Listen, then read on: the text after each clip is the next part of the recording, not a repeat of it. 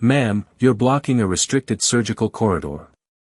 The voice didn't sound urgent, it sounded annoyed, like she had interrupted something trivial, not a life-or-death procedure scheduled to begin in less than 8 minutes inside one of the most advanced operating suites in the state. The paradox was quiet but sharp. The only person in that hallway who actually had the authority to shut the entire department down was the one being told to step aside. Dr. Simone Carter didn't move. She stood just outside operating room 4B, hands relaxed at her sides, eyes steady on the glass panel where a team in blue scrubs moved with rehearsed precision under bright surgical lights. No badge clipped to her coat. No embroidered title. Just a plain white lab coat and a presence that didn't ask for permission. A nurse, white, mid-30s, brisk, stepped closer, lowering her voice but not her tone. "Family waiting is downstairs. You can't be here." Simone's gaze shifted, not hurried, not defensive. "Check the attending list," she said, calm enough to be mistaken for compliance. The nurse didn't check. She didn't even look. Instead, she folded her arms, already certain. Down the hall, a second voice joined in, sharper this time. "We're about to start. Clear the corridor." A tall resident, blonde, efficient, glanced at Simone once, just long enough to categorize her, and then dismissed her with a flick of attention. The air in the wing wasn't loud, but it was charged, the kind of tension that builds when everyone believes they know exactly who belongs and who doesn't. Simone had seen that look before. At 22, outside a teaching hospital interview room where her credentials were questioned twice. At 29, when a patient asked if she was part of the cleaning staff. And now, years later, in a facility that ran on systems she helped design, it was back again, same script, different faces. She didn't argue. She didn't raise her voice. She simply stood, anchored in place as if the polished floor itself had decided she wasn't moving. A young intern lingered near the supply cart, eyes flicking between Simone and the nurse, sensing the misalignment but unsure where to place it. "Should we verify?" he asked quietly. The nurse cut him off with a look. "We don't have time for this." Time. 8 minutes until incision. 7 minutes until a decision would ripple far beyond a single operating room. Simone exhaled slowly, almost imperceptibly, then glanced once more through the glass. Inside, the team prepared to begin, without her. And that was the second paradox. The procedure they were about to perform had been approved, funded, and authorized under her name. The hallway tightened around that truth, though no one there could feel it yet. Footsteps approached from behind, faster, heavier. Authority entering the scene. "What's the holdup?" a man's voice demanded. The chief surgeon. He didn't look at Simone when he spoke. He looked past her. Through her. "Remove her," he said, already turning back toward the doors, confident the problem would resolve itself. Simone finally shifted her weight, just slightly, enough to signal that something had changed, but not enough for anyone there to understand what that change meant. Not yet. The word protocol lingered in the air like something permanent, something unquestionable, and yet for Simone it sounded different, not like a shield but like a flaw, because she knew exactly how fragile systems became when people stopped verifying them and started trusting assumptions instead. The chief surgeon turned slightly toward the operating room doors, clearly done with the interruption, his focus already shifting back to the procedure as if the situation behind him had been resolved. But it had not, it had only been delayed, and delay inside a system built on precision was never neutral, it was cumulative, it built quietly until it forced a reckoning. The intern refreshed his tablet again, slower this time, more deliberate, his eyes scanning line by line as if the answer might appear if he looked carefully enough, and then he paused, his thumb hovering over the screen because something had changed, not dramatically, not in a way anyone else would notice, but enough to unsettle him. The access list flickered for a fraction of a second before stabilizing again, and when it did, a new layer of authorization appeared above the standard attending roster, something higher, something administrative, something he had never seen activated in real time. "Sir," he said again, this time with less hesitation, the system just updated, but the chief surgeon did not turn back, his patience already spent. Then follow the updated system and clear the hallway, he replied. Assuming the update supported his decision, assuming the structure would reinforce his authority the way it always had, the nurse nearest to Simone took a step closer, her voice firmer now. "We are not asking again," and still, Simone did not move, her stillness no longer passive but deliberate, as if she were waiting for something invisible to the others but inevitable to her. Down the corridor, a soft tone sounded, barely noticeable at first, a single chime from a wall panel that usually signaled routine updates, but this one did not stop. It repeated, once, twice, then across multiple panels in sequence, a ripple of quiet alerts moving through the surgical wing like a message passing from wall to wall, and conversations paused, not because anyone understood it yet, but because the pattern was unfamiliar. Inside operating room 4B, a nurse glanced up at the overhead monitor as a small notification appeared in the corner of the screen, a system message, not urgent but unusual, requesting confirmation of departmental authorization before proceeding. Something that had never appeared mid-preparation before, and she hesitated, just for a second, before looking toward the surgeon already positioned at the table. Back in the corridor, the intern's eyes widened slightly as more fields populated on his tablet, layers of access logs unfolding in real time, timestamps updating, administrative credentials overriding standard permissions, and at the top of the screen, a name finally appeared, not where it had been expected earlier, but above everything else, embedded in the system itself rather than listed within it. He looked up at Simone, really looked this time, not at her clothes, not at her presence in the hallway, but at the possibility that he had been looking at the situation from the wrong level entirely.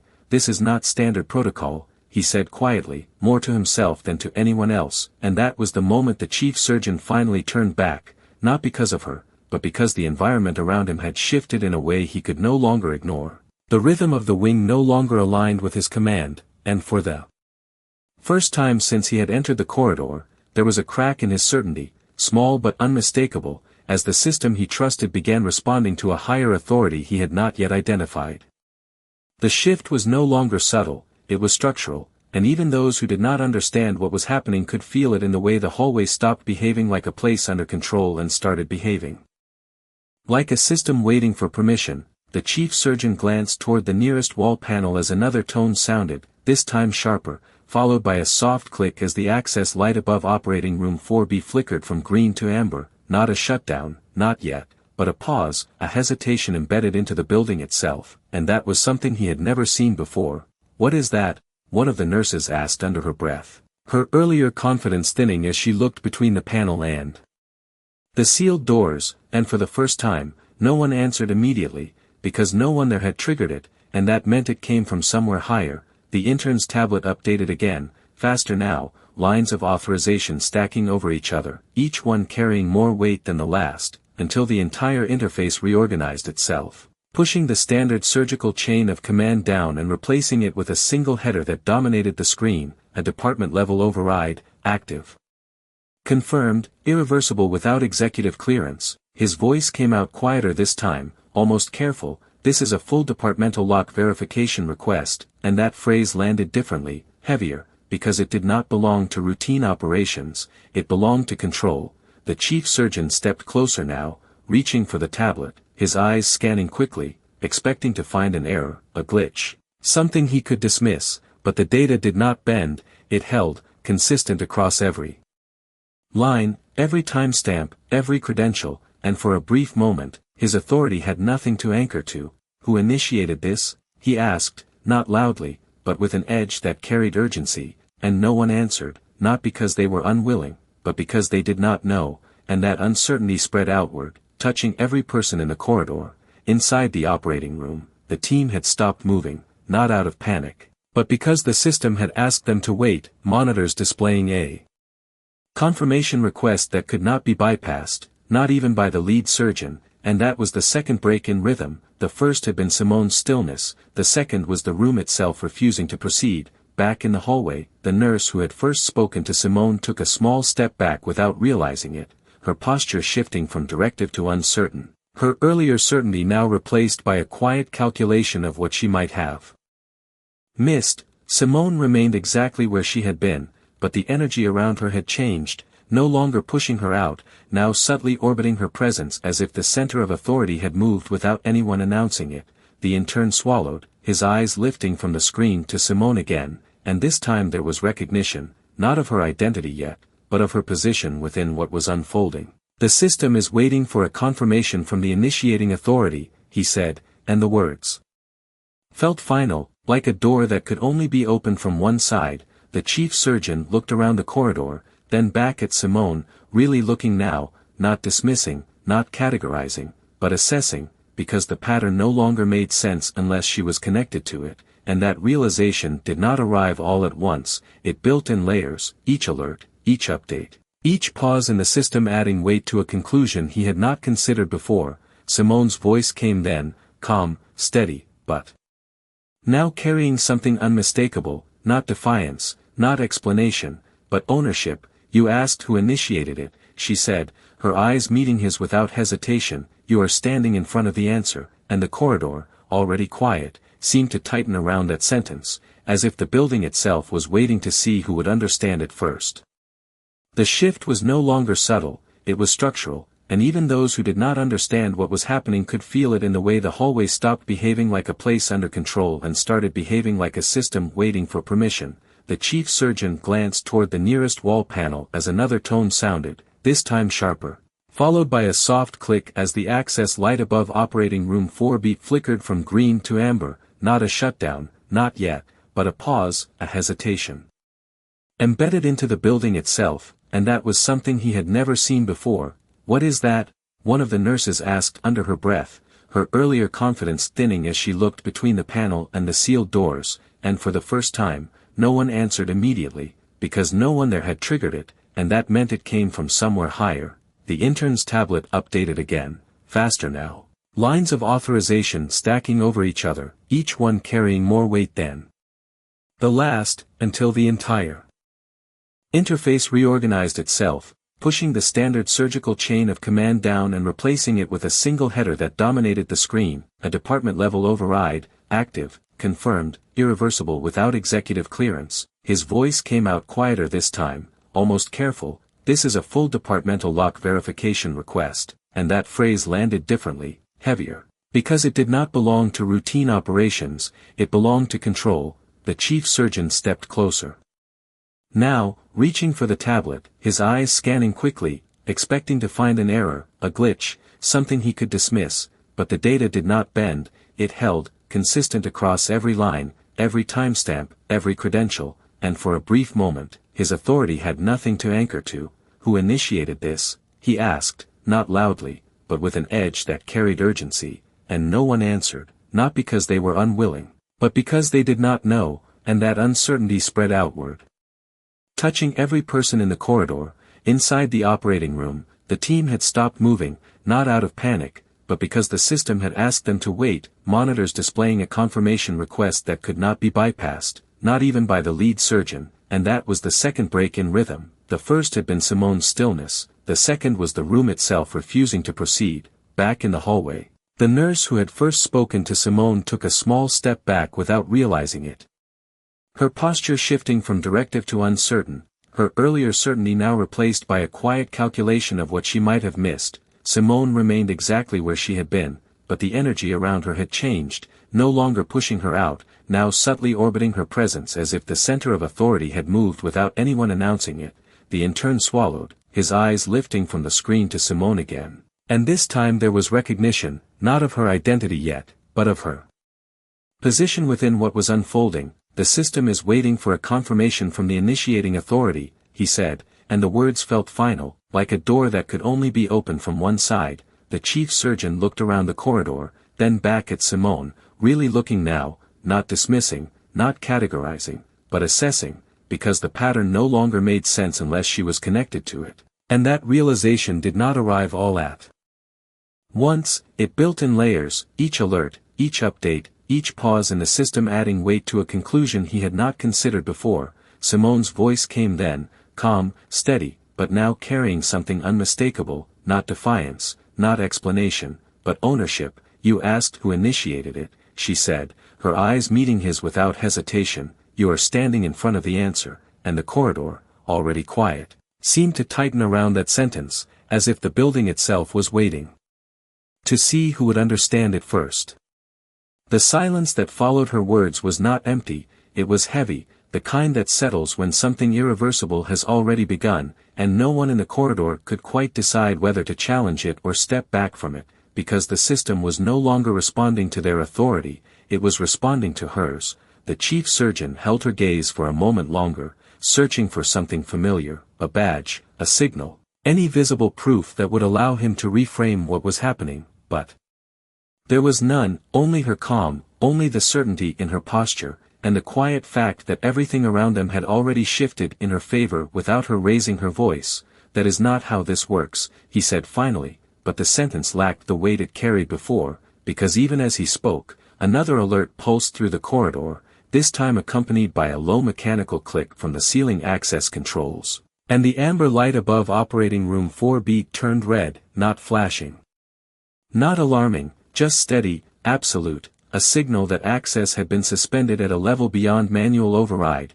Inside the room, the surgical team stepped back from the table, not in panic, but in recognition that the system had spoken, and in this environment, the system was law. The intern's tablet chimed again, louder now, a confirmation request expanding across the entire screen, requiring executive authentication to proceed, and beneath it, a line of text that made his throat tighten as he read it aloud without meaning to. Departmental lockdown authorized pending executive review, and that word, authorized, settled into the space between everyone standing there. The nurse who had first dismissed Simone glanced at the chief surgeon, waiting for instruction, but he did not give one, because for the first time, he did not have one to give, and that absence of command spread outward, touching every person in the hallway, turning certainty into hesitation. Simone did not move closer, did not step forward to claim the moment, she simply remained where she was, allowing the system to speak in her place, allowing the structure they trusted to reveal who actually controlled it. The intern looked up again, his voice quieter now, almost reverent. The authorization is tied to a primary executive credential, and then he hesitated, because the name was right there, clear, undeniable, but saying it out loud felt like crossing a line he had not prepared for. The chief surgeon extended his hand for the tablet, slower this time, not with authority, but with the need to confirm what he was beginning to understand, his eyes scanning the header, the credentials, the embedded access code that could not be replicated, could not be faked, and as he read it, the tension in his posture changed, not collapsing, but recalibrating, as if the ground beneath him had shifted and he was adjusting his balance in real time. This credential, he began, but did not finish, because the implication carried itself. Simone's voice came again, measured, steady, but now impossible to dismiss. You built your decisions on assumption, she said, not accusing, not emotional, just stating a truth that had already proven itself, and now the system is correcting it. And the corridor absorbed that sentence the way a courtroom absorbs a verdict, not loudly, not dramatically, but with finality. A nurse inside the operating room tapped the console, attempting to override the pause, but the screen did not respond, instead displaying a single line that confirmed what everyone outside was beginning to realize: executive clearance required, and that requirement pointed in only one direction. The intern finally spoke the name, quietly but clearly enough for it to land. Dr. Simone Carter, and the moment it was said, everything aligned, the alerts, the lockdown, the authority that had been invisible seconds ago now standing in front of them, unannounced but undeniable, and the paradox that had started in silence now completed itself. The person they tried to remove was the only one who could allow them to proceed, and the system had already chosen her side. The name did not echo, it settled, heavy and irreversible, like a truth that had been waiting for the room to catch up, and once it was spoken, everything that had felt uncertain a moment ago began to realign with a clarity that made the previous assumptions feel almost impossible to justify. The nurse who had first stepped toward Simone lowered her hand slowly, not out of instruction but out of instinct, as if her body understood the shift before her mind could fully process it, and the intern, still holding the tablet, felt the weight of what he had just said press into his chest, because it was no longer a question of whether something was wrong, it was a question of how far it had already gone. The chief surgeon did not speak immediately, his eyes still on the screen, tracing the credential line again as if repetition might change its meaning, but it did not. It remained exactly what it was, a top-level executive authorization embedded into the system itself. One that outranked every decision he had made in the last 10 minutes, and that realization did not come with noise, it came with silence. Inside Operating Room 4B, the team stood in place, hands still, instruments untouched. The procedure paused not by hesitation but by design, and for the first time, the absence of motion carried more authority than any command given in that hallway. Simone took one step forward then, not toward the door, not toward control, but simply into alignment with the space that had already shifted around her. Her presence no longer questioned, no longer resisted, but not yet fully understood either, and that space between recognition and comprehension created a tension that no one seemed willing to break. "You stopped a surgical procedure," the chief surgeon said finally, his voice controlled, but now measured in a different way, not asserting dominance but searching for footing, and Simone met his words without raising her voice. "No," she replied, calm, precise, "I paused a system that was operating without verification." And the distinction landed clean, cutting through the last layer of resistance in the room. The intern glanced down again as another update appeared, this time expanding beyond the surgical wing, connecting departments, logging access attempts, tracking every credential used in the last 15 minutes, and suddenly the scope widened. This was no longer about one procedure, it was about oversight, about accountability, about a system revealing itself under pressure. "This is a full audit trigger," he said, almost under his breath, but the words carried, and the nurse beside him looked at him sharply, then back at Simone, her earlier certainty now replaced by something quieter, something closer to realization. The chief surgeon straightened slightly, his posture adjusting as he recalibrated his role in a structure that had just shifted above him, and when he spoke again, the edge was gone, replaced by something more careful. "Dr. Carter," he said, the title landing with a weight that had been absent before. "We were following protocol," and Simone held his gaze for a moment, not dismissing him, not confronting him, but allowing the truth to sit between them before she answered. "You were following what you thought was protocol," she said, without confirming who it was built for, and that sentence did not accuse, it exposed. The corridor remained still, every person in it now part of a moment that had moved beyond routine, beyond hierarchy, into something else entirely. Something that did not require volume or force to assert itself, only clarity and control. And as the system continued to hold its pause, waiting for the one person who could release it, the power dynamic that had once been invisible now stood in plain view, undeniable, unmissable, and impossible to ignore. For a brief moment, nothing moved, not because people were frozen, but because the weight of realization had slowed everything down, stretching seconds into something heavier, something more deliberate, and in that stillness, Simone's eyes softened just slightly, not in weakness, but in memory. Because this moment was not new to her, it was familiar in a way that ran deeper than the sterile walls of the surgical wing.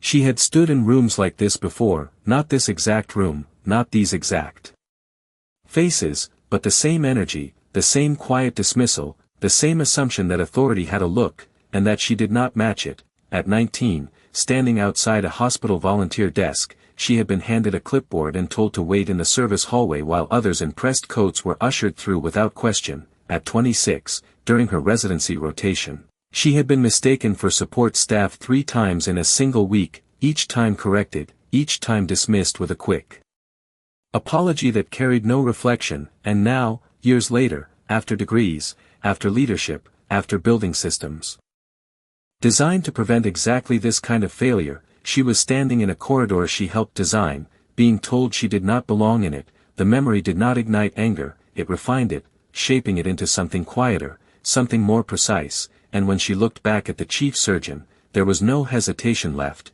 only clarity. "Do you know what the most dangerous part of this moment is?" she said, her voice even, almost reflective, and no one answered, not because they were unwilling, but because they sensed the answer was not for them to give. "It is not that you made a mistake," she continued, "it is that you were certain while you were making it," and that sentence landed differently, not as criticism, but as exposure, revealing the deeper fracture beneath the surface of the system they trusted. The intern lowered his tablet slightly, his grip loosening as he processed her words, because he could see it now. Not just the error, but the pattern behind it, the way assumption had replaced verification, the way confidence had overridden caution, and how easily that combination could scale into something far more dangerous than a delayed procedure. Inside the operating room, one of the nurses adjusted her stance, eyes moving between the paused monitor and the observation window, waiting, not for instruction, but for alignment. Because the room understood something the corridor was only beginning to grasp, that control did not belong to the loudest voice, it belonged to the correct one. The chief surgeon inhaled slowly, his posture no longer rigid, but recalibrated, as if he were stepping into a different role without announcing it. "What would you have us do now?" he asked, and the question was simple, but its meaning was not, because it marked the first time he had acknowledged her authority without resistance. Simone did not answer immediately, she let the silence hold for a second longer, allowing the shift to settle fully, allowing everyone in that corridor to feel it, to recognize it, and then she spoke, not louder, not sharper, but with a certainty that carried further than volume ever could. "Now," she said, "we do it the right way," and as she stepped forward toward the access panel, the system that had paused under her command seemed to wait, not for permission, but for confirmation, as if the entire department understood that what happened next would not just restart a procedure, it would redefine how every decision in that space would be made from this point forward.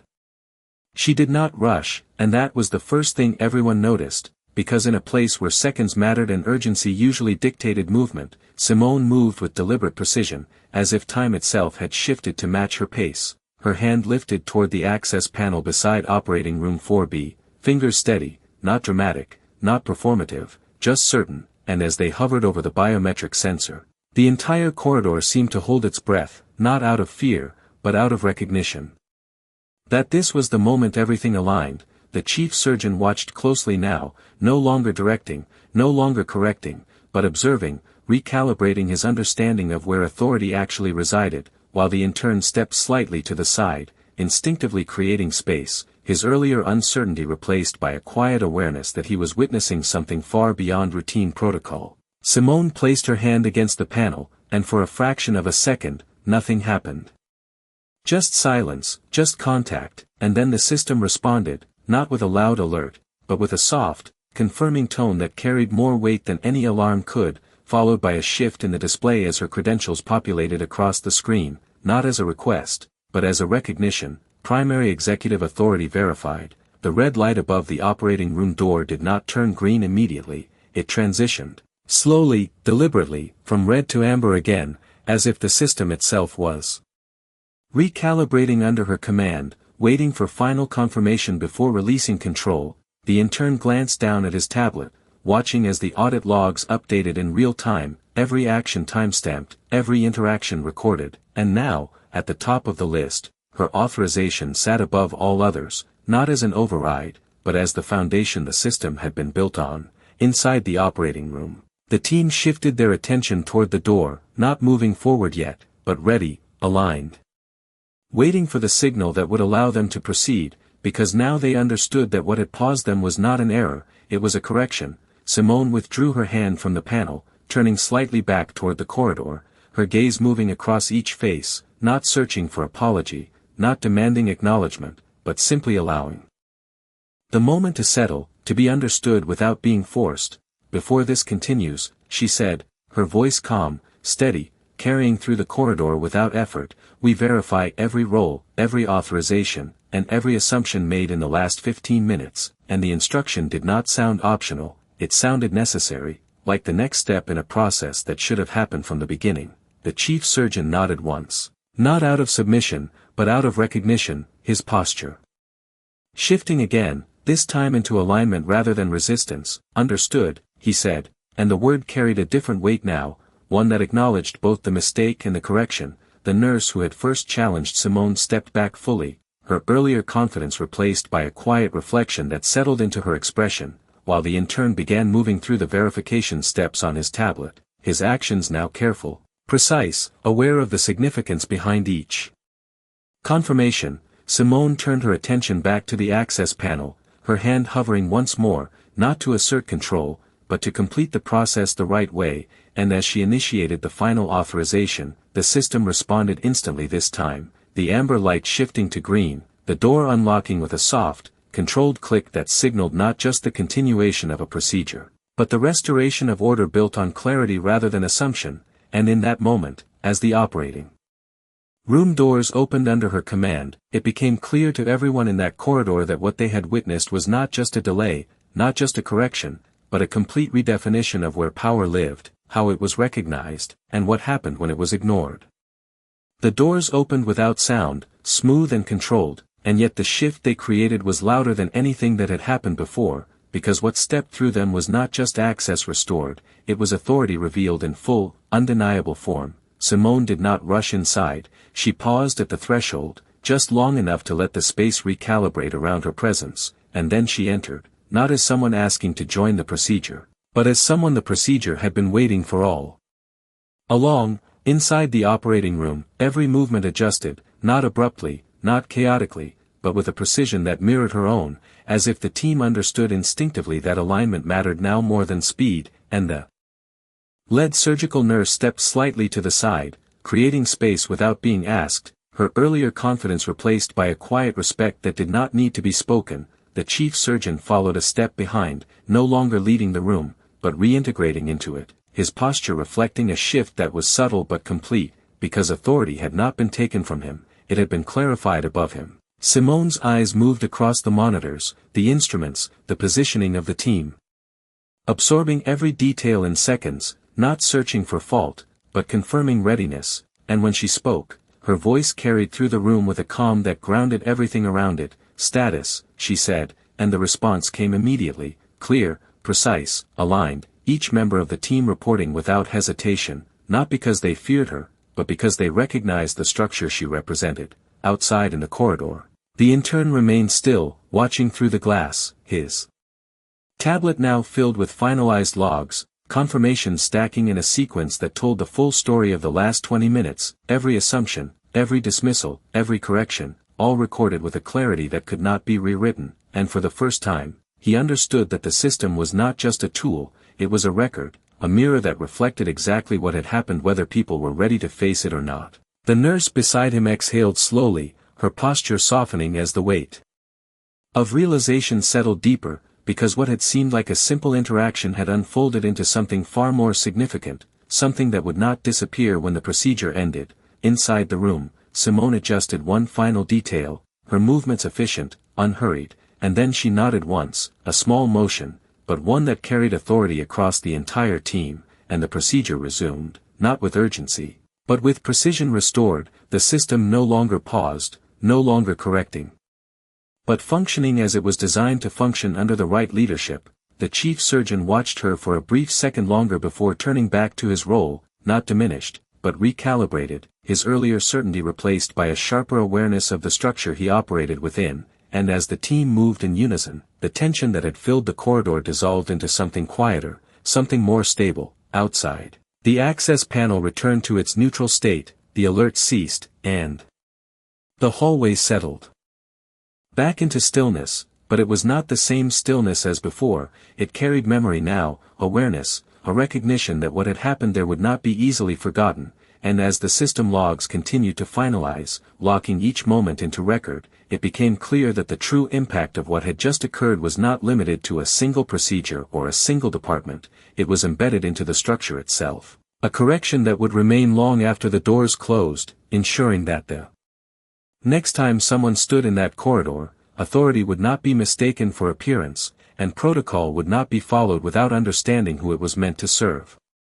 The procedure moved forward with a rhythm that felt restored, not rushed, not forced, but recalibrated, and inside the room, every motion carried a new awareness, a precision that extended beyond technique into something deeper, something shaped by what had just unfolded outside those doors. Simone did not dominate the space, she did not raise her voice or assert control in a way that demanded attention, and yet everything aligned around her presence as if the system itself had found its center again, and that was the difference no one could ignore, because power had not been imposed, it had been revealed. The chief surgeon worked beside her now, not in conflict, not in resistance, but in coordination, his earlier certainty replaced by a sharper focus, one that came from understanding rather than assumption, and for the first time since the moment began, the room felt unified, not by hierarchy, but by clarity. Outside in the corridor, the stillness remained, but it was no longer Passive, it was observant, reflective, as if the space itself was processing what had happened, and the intern stood there longer than necessary, his tablet now silent, the logs complete, the sequence of events sealed into record, and yet he did not walk away, because something about this moment required him to stay, to witness the aftermath, not just the event. The nurse beside him shifted her weight, her eyes still fixed on the glass, her earlier posture completely transformed, not by instruction, but by realization, and when she finally spoke, her voice was quieter than before, almost measured. "We did not even check," she said, not to him, not to anyone in particular, but as a statement that needed to exist outside her own thoughts, and the intern nodded slightly, not in agreement, but in acknowledgement, because the truth did not need to be debated, it was already documented. Down the hallway, another staff member approached, drawn by the earlier alerts, but stopped short when they sensed the shift in the environment, the absence of urgency, the presence of something more controlled, more deliberate, and without asking a question. They stepped back, understanding without explanation that this was no longer a situation to intervene in. Inside the operating room, the final sequence of the procedure moved toward completion, each step executed with the kind of precision that only comes when every element is aligned, and Simone remained focused, her attention on the work, not the moment, because for her, the moment had already served its purpose, the correction had been made, the system had been reset, and now the responsibility was to ensure it continued to function as intended. When the final confirmation was given, it was not loud, not celebratory, just a quiet acknowledgement that everything had proceeded as it should, and the room exhaled collectively, tension dissolving into professionalism, into routine, into something that felt normal again, but carried a memory beneath it. Simone stepped back slightly, allowing the team to complete their final tasks, her role shifting seamlessly from control to oversight, and the chief surgeon glanced at her once, not for instruction, but with a recognition that had not existed before, a silent acknowledgement that did not require words.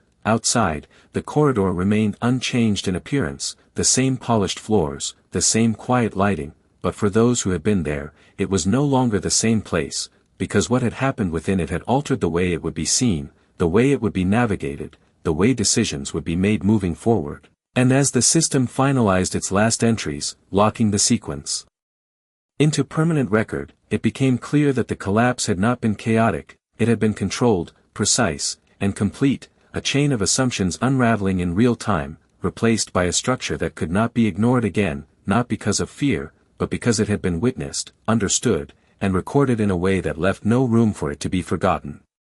The doors to the operating room opened again, not with urgency this time, but with completion, and as the team stepped out one by one, their movements were quieter, more measured, as if each of them carried a piece of what had just happened beyond the procedure itself. Simone followed last, removing her gloves with a calm that matched everything she had done before, her expression unchanged, not triumphant, not satisfied, just steady, because for her, this was not about a moment of victory. It was about a standard that had finally been enforced. The corridor, once tense and uncertain, shifted again as she stepped into it, but this time the change was immediate, unmistakable. Conversations paused, posture adjusted, eyes followed her not with suspicion, but with awareness, and that awareness was heavier than any apology could have been. The chief surgeon exited shortly after, his steps slower than before, his focus no longer on control but on consequence, and when he stopped a few feet from Simone, the space between them carried everything that had been said without needing to repeat it. "Dr. Carter," he began, his voice lower now, stripped of the authority it once tried to assert and replaced with something more grounded. "The system logs have already been forwarded to executive review," and Simone nodded once, not surprised, not reactive, just acknowledging what she already knew would happen the moment the protocol was activated. The intern stepped forward slightly, hesitating for only a second before speaking. "Every interaction has been recorded, every override, every access attempt," he said, his voice careful but clear. "There is no way to alter it," and that sentence settled into the corridor like a final confirmation that this was no longer a moment that could be explained away, minimized, or forgotten. The nurse who had first challenged Simone stood a few steps back, her hands now still at her sides, her earlier certainty completely gone, replaced by a quiet understanding that did not need to be spoken aloud, because the evidence of it was already in her posture, in the way she avoided assumptions now, even in silence. Simone looked at each of them briefly, not lingering, not searching for anything in return, just observing, as if ensuring that the lesson had landed where it needed to, and when she spoke, her voice was the same as it had been from the beginning, calm, precise, impossible to ignore. This was not a failure of skill, she said, her gaze steady. It was a failure of judgment, and no one interrupted, no one argued, because the distinction was clear and the weight of it undeniable. She continued, not louder, but with a clarity that carried further than volume ever could. You did not verify, you assumed, and in a system built on precision, assumption is the only error that repeats itself, and the words did not accuse, they defined, setting a boundary that could not be crossed again without consequence. The chief surgeon nodded once, more firmly this time, not in agreement alone, but in acceptance, and the intern lowered his gaze slightly, not out of shame, but out of reflection, already recalibrating how he would move through every decision after this. The corridor remained quiet, but it was no longer the same quiet that had existed before. It was filled with understanding, with awareness, with a recognition that what had happened here had reset more than a single moment. It had reset a mindset. Simone took a step back, her presence no longer anchoring the space because it did not need to anymore. The system had already been corrected, the structure had already been reinforced, and as she turned to leave, there was no need for a final command, no need for a raised voice, because everything that needed to be said had already been demonstrated. And behind her, as the team slowly returned to their positions, not just physically but mentally, the corridor held on to the weight of what had just unfolded. Not as a disruption, but as a standard, one that would remain long after the moment passed, ensuring that the next time someone stood in that space, they would not confuse presence with permission, or authority with appearance, because the system had already proven exactly where power belonged. Simone did not look back immediately as she walked down the corridor, her steps steady, unhurried, the sound of them soft against the polished floor, and yet every person she passed felt the shift she left behind, not as pressure, but as presence, the kind that lingers long after it is gone. The hallway resumed its movement slowly, conversations returning in lower tones, actions becoming more deliberate, as if the entire department had collectively recalibrated without needing a formal directive, because what had happened did not require repetition, it required memory. Behind her, the chief surgeon remained where he stood for a moment longer, watching the space she had just occupied, not with confusion, but with a clarity that had not been there before, and when he finally turned, his posture carried something different, not diminished authority, but refined awareness, the kind that comes only after being forced to confront a blind spot that had gone unnoticed for too long. The intern closed his tablet carefully, not because the work was finished, but because he understood that what had been recorded was more than data, it was a reference point, something he would carry forward into every decision, every verification, every moment where assumption might try to replace confirmation. And as he slipped the device under his arm, he glanced once more down the corridor where Simone had disappeared, not searching for her,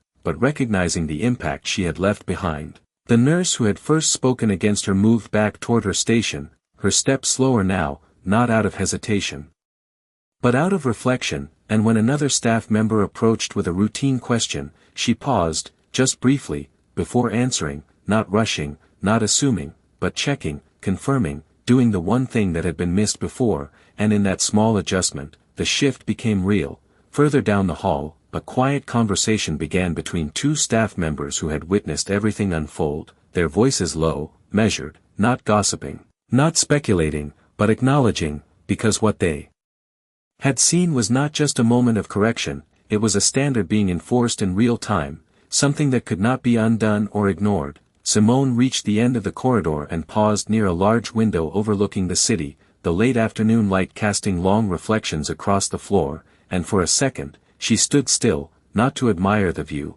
but to let the moment settle within herself. Because even though she had handled it with precision, with control, with the quiet authority she had built over years, she knew what it represented, not just for her, but for every version of herself that had stood in spaces like this before and been questioned, dismissed, or overlooked. She exhaled slowly, not out of relief, but out of completion, the kind that comes when something long repeated is finally addressed at its root. And as she turned to leave, her phone vibrated once, a brief notification, executive review confirmed, audit initiated, and she did not check it immediately, because she already knew what it meant. The system would follow through, the consequences would align, the correction would hold. Back in the surgical wing, the environment continued to stabilize, but it was no longer the same place it had been before. It carried a memory now, a standard, a quiet understanding that authority was not something to be guessed. It was something to be verified, respected, and recognized without bias. And as Simone stepped into the elevator, the doors closing softly behind her, the final truth of the moment settled into place, not spoken loudly, not announced, but understood by everyone who had been there. That power does not need to introduce itself, it does not need to argue for recognition, it simply exists, and when it is ignored, it does not disappear, it corrects the system until it is seen.